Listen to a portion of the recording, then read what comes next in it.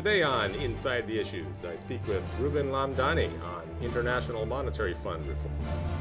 Hello and welcome to this week's edition of Inside the Issues, a CG online podcast. I'm David Welch, your host, the CG Chair of Global Security at the Balsillie School of International Affairs and Professor of Political Science at the University of Waterloo. And every week we speak to a notable expert in some aspect of global governance here from the studios at the Centre for International Governance Innovation in Waterloo, Ontario. And this week I'm very pleased to welcome Ruben Lamdany, who's a very distinguished international public servant, the Deputy Director of the Independent Evaluation Office of the International Monetary Fund, and also formerly Director of the World Bank Institute and Senior Manager of the Evaluation Office at the World Bank, as well as a World Bank lead economist. And Ruben, you're the author, lead author, I should say, of this publication, Governance of the IMF and Evaluation, completed in 2008, which recommended a series of changes to governance of the International Monetary Fund to enhance its credibility and its effectiveness in assisting the world economy. And of course, it's very timely because we're at a pivotal point in the development of the International Monetary Fund's international role. So for the benefit of our audience, let's step back a bit and let me ask you just a simple question. What's the background to this particular study? Who proposed it? Who initiated it? What issues led to the belief that governance at the IMF had to be studied seriously with an eye toward reform? Thank you very much. We initiated this study early in 2007. The idea to prepare this study came from Tom Burns, who is now the director of CG. He had had a long and successful career in many different positions at the IMF, representing the government of Canada, being director of evaluation and other positions. And he came to the conclusion that reforming its governance was key to address what were probably the two main questions about the fund at that time. Is the fund still relevant, and to what extent is a legitimate organization? So in that context, we launched this study. It's hard to think back to 2007, when the fund was not lending to anyone, when the world looked as if it was going to be, early 2007, in a period of long prosperity. And people were saying, well, why do we need the IMF? We looked at these issues and decided to assess the governance of the IMF from 4 dimensions. We looked at its effectiveness, its efficiency, the degree of accountability that there was in the system, and the capacity of the system to provide voice to the members. We thought that these were the 4 dimensions that are behind giving legitimacy to the organization and therefore to generate relevance. We looked at the structure of the organization, at the incentives that people faced, and how it worked in practice. And the big picture is that we concluded that the fund was very effective in dealing with crisis, but that its effectiveness was significantly weaker in times in which there was no crisis and where monies didn't need to be passed through the fund. Those were times in which surveillance, perhaps the main mandate of the fund, which is to go and tell countries what are their problems and how the international community sees those problems on behalf of the international community, and tell the international community about the problems that a specific country has. Mm-hmm. This is the main reason for which the fund was created, to be able to coordinate this advice as well as to coordinate policies and help countries when they get in trouble. So for this surveillance function, the effectiveness of the governance of the fund was not very high. So when you talk about effectiveness, you're talking about effectiveness of governance, not effectiveness of the fund in the global economy. Separate issue. We're talking about the effectiveness of the governance of the fund. To what extent the systems that the fund has are able to, in a fast enough fashion, reach decisions and then being able to implement them. Mm-hmm. And there was a feeling that there was a history of delay, a history of inadequate response or confused response, a sort of dissatisfaction with how the fund had performed in earlier periods, earlier events.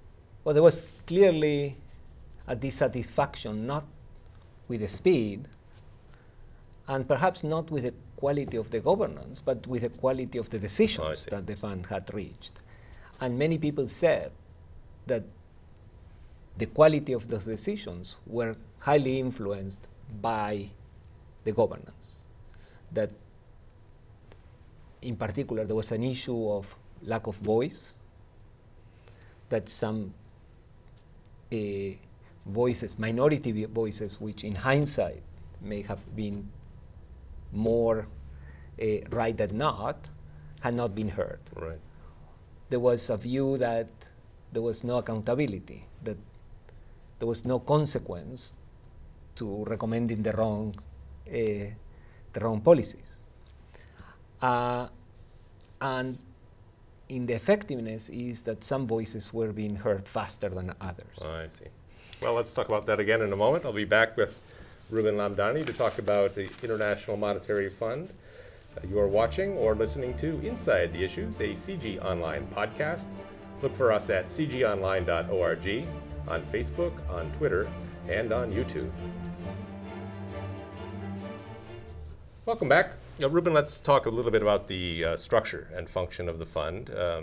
As our viewers probably are aware, the fund was created after the Second World War to assist severe liquidity, balance of payments problems, and it did play a very important role in many places of the world, helping countries get on their fiscal feet, as it were.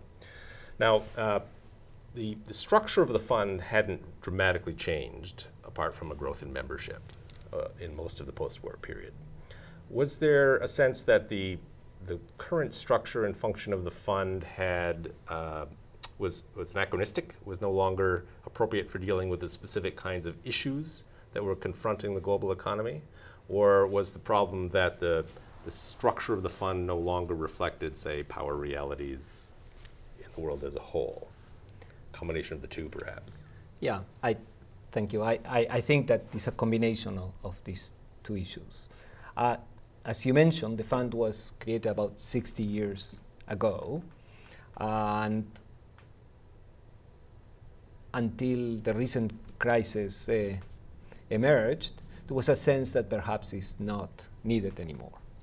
And today we all agree that the fund is more needed than ever, or at least more needed than in the recent past. But it is clear that in order to be effective, it needs the trust of the membership. And the trust goes through its governance structures. So the fund is a cooperative, or was created as a cooperative, initially of 20-some countries. It grew to be about 40-some countries, and then grew very slowly to 187 members now. As you said, the basic structure of the fund did not change very much, and a lot of things became obsolete. So what is this structure of the governance of the fund? There is a board of governors that meets for a few minutes every year, one representative per country. They have all the powers, but they have delegated them to a board of directors, which is resident in Washington, D.C., has 24 members. Some of these members are appointed or elected by a single country. Others represent large constituencies. The most extreme case is the African chairs. There are 2 African chairs that represent over 20 countries. In addition to that, there is an executive, there is a management, which is formed by the managing director and 3 deputy managing directors, and about 2,800 staff members. A little bit on the side of that, there is the International Monetary and Financial Committee that meets twice a year, which has is composed of the ministers of 24 countries. For some countries, it's always the same country. For others, they somewhat rotate. And they're supposed to be guidance, but they're not, part of the executive thing. Now, initially, the board of directors was truly an executive board. It's referred to as the executive board, and it was truly an executive board. It had a few members representing the few member countries, and participated in the day-to-day business of the fund. As the fund grew, and it became less of a cooperative where everybody was more or less the same, to more of a bank where some members are most often borrowing and others most often lending, the nature of the relationship of the board and the actual working of the fund changed. So the board now has 24 members. It's very hard to have a serious discussion and decision-making on 24 people. They meet 3 times a week, which means that they're constantly busy participating in meetings. Mm-hmm. It's very hard for them to have serious thinking. So they move from being actually a true executive board to being more of a deliberative board. But because they have executive powers, they are unable to provide oversight as a supervisory board will be. So it's a hybrid which is in a very hard place. Mm-hmm. Now, in times of crisis, this board, receiving instructions from their member countries, can very fast make decisions. But going back to 2006, early 2007, the world needed guidance on what is wrong. And as we know, something was very wrong.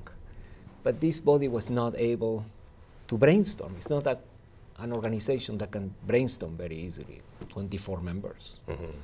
Each of them has 4 or 5 people sitting behind them, representing sometimes other countries. It is not amenable to that type of activity. So the structure of the fund and the function of the fund began moving in a direction that was putting it in a corner. And meanwhile, authority within the fund was basically falling in the hands of a relatively small number of countries. That or at least that was the perception. That's true. That's by construction. Right. As opposed to the boards of the United Nations, where it's one country, one vote. Voting in the IMF is weighted by this, more or less by the size of the economy. Right. But as emerging markets were growing very fast, their share in the ownership of the fund wasn't going hand in hand. Every time that there was a decision on changing and giving a greater share to those countries, that was done, incrementally in drops. That changed in the last couple of years, perhaps because of the crisis. And now there is a shift of a little over 5% that's going to take place, I believe, next year. But before it was shifts of 1%, 2%. In fact, we're going to be seeing a big change in the power structure as China is going to become the number 3 shareholder. Right. So that's probably the biggest change in many years. In that respect, the IMF is at least more nimble than the UN, which hasn't managed to update its power structure since the Second World War. We'll be back to talk further with Ruben Lamdany. You are watching or listening to Inside the Issues, a CG Online podcast. Look for us at cgonline.org, on Facebook, on Twitter, and on YouTube.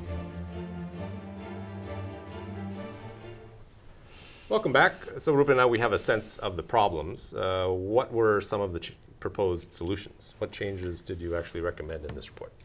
Well, we suggested 4 major reforms, and then a list of over 15 other more minor changes, some of which are big, but minor relative to the big ones.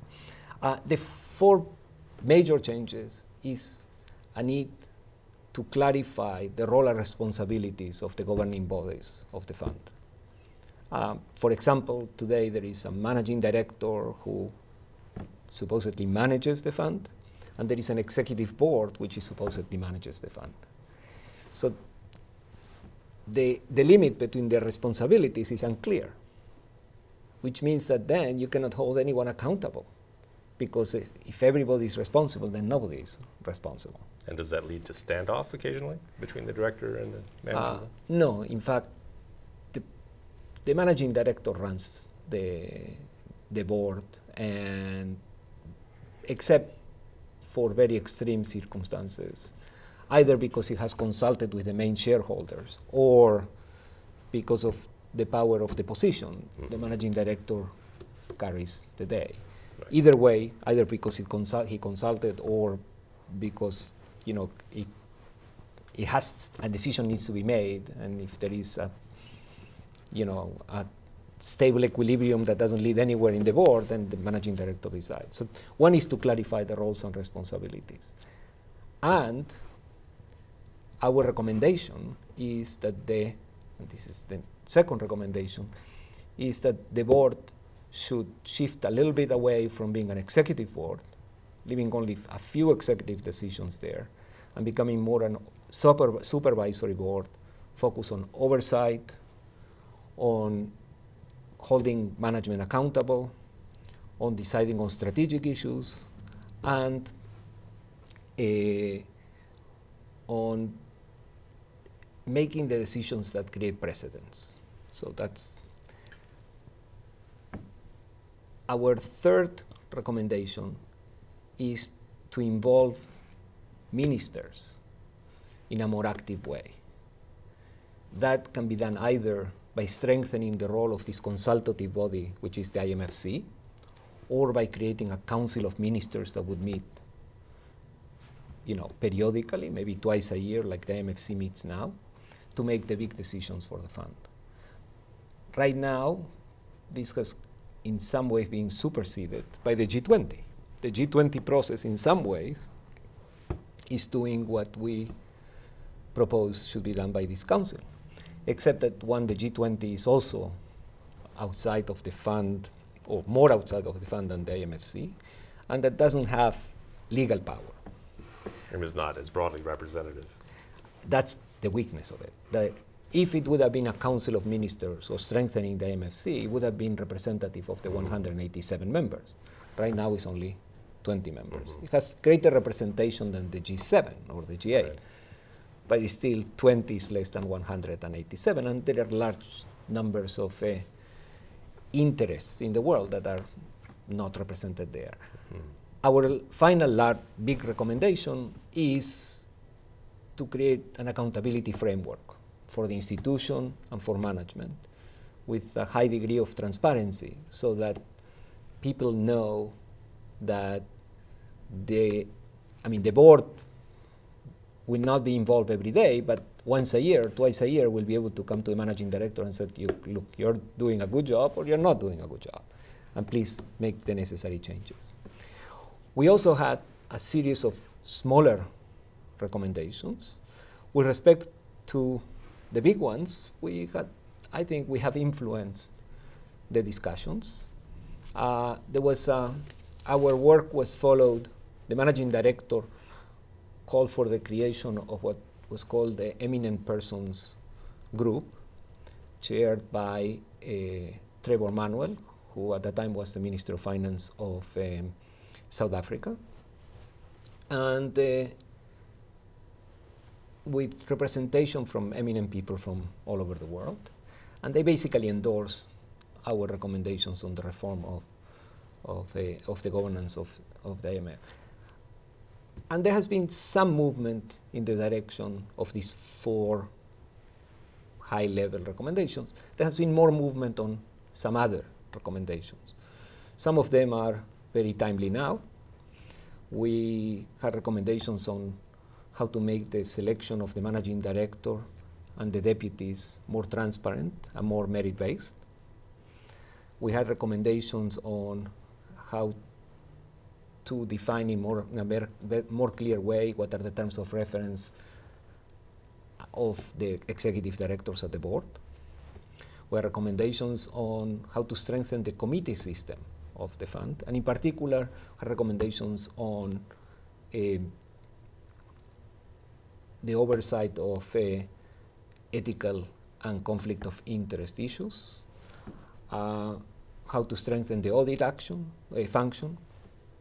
In all these areas, there has been some movement, obviously not as much movement as we would have wanted, but there's been significant movement, and in some areas, this is well known. I mean, for example, in the contract of the managing director, it was written what type of code of conduct it will be subjected to.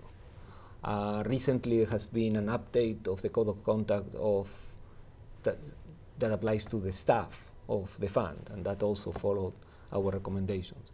We had concerns about how the audit function was being discharged, and that was greatly strengthened following our recommendations. So all in all, I think that usually evaluation takes a long time. It's quite a comprehensive package. Yes. So we'll be back again in just a minute with Ruben Lamdany. You're watching or listening to Inside the Issues, a CG Online podcast. Look for us at cgonline.org, on Facebook, on Twitter, and on YouTube.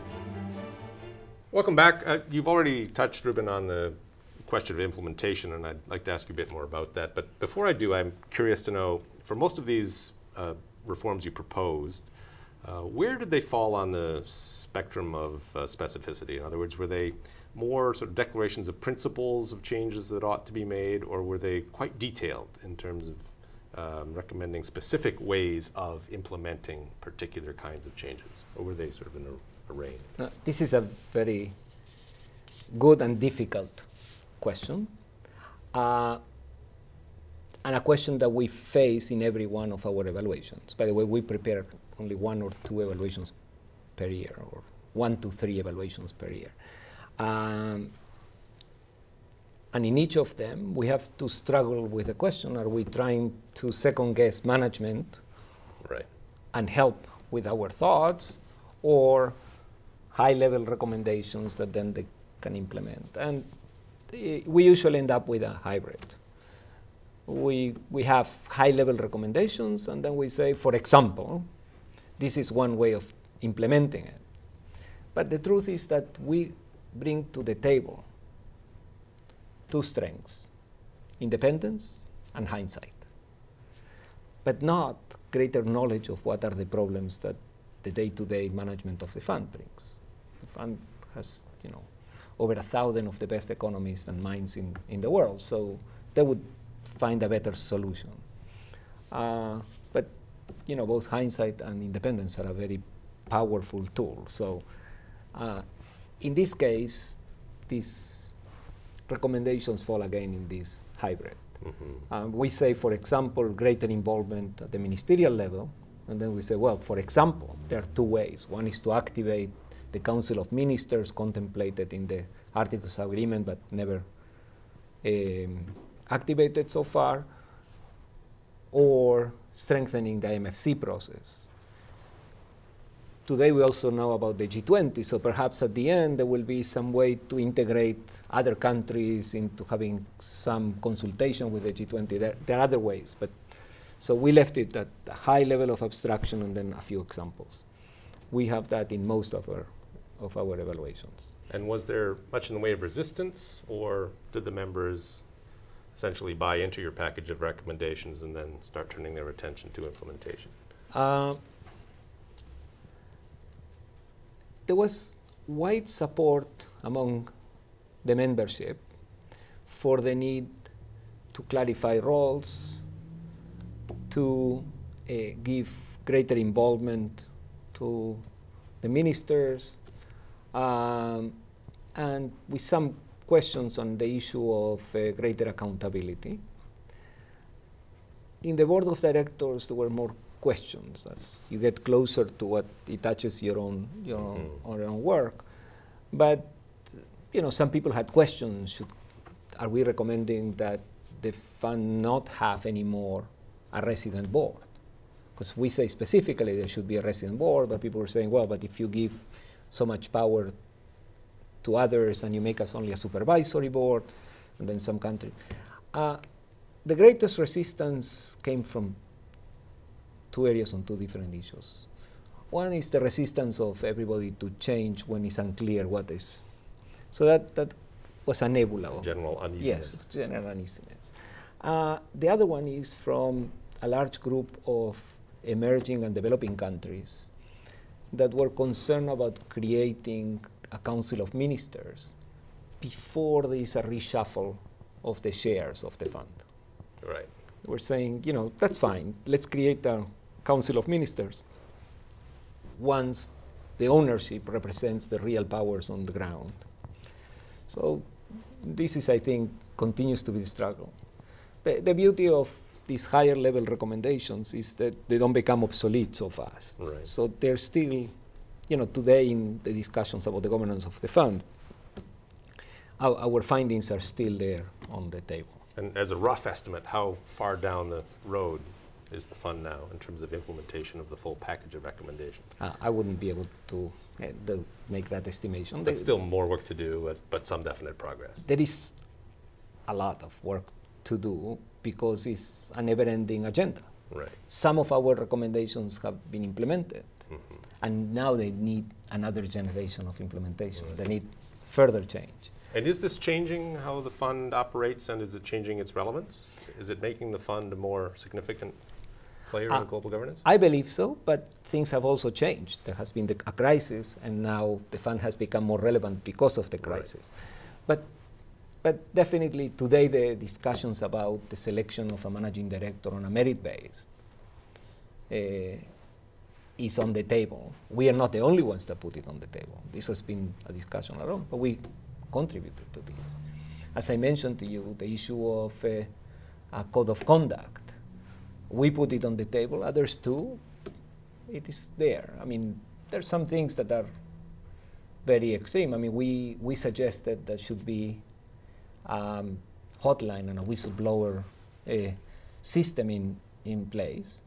And when we first asked for comments from people on our draft, they said, oh, this we actually can implement very fast. And it was implemented immediately. So there are some issues that were done immediately, others that have been faced, and others on which the political process has not yet yielded results. But there is a new generation of needed reforms now, which if we did another study, we would have seen now.